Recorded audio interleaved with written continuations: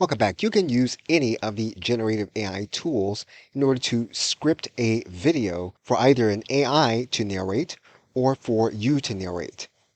We are now inside of ChatGPT. And currently, for the sake of this video, we are not using the most recent update version of ChatGPT. And while this is not a full-blown tutorial on how to write ChatGPT prompts, we're simply going to go into ChatGPT and we're going to request that ChatGPT create a video script in order to be narrated. We are not going to specify that that script be written for an artificial intelligence voice. So we're going to write our prompt. We're then going to click enter. And we're going to allow ChatGPT to write a specific script for us to use for a video.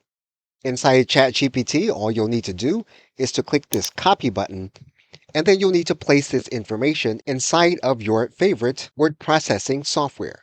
Now, of course, you will need to make sure that your script is accurate, but this is the easiest way to use an AI in order to create a script to be narrated for a specific video. Okay, so with that, thanks, and I will see you in another video.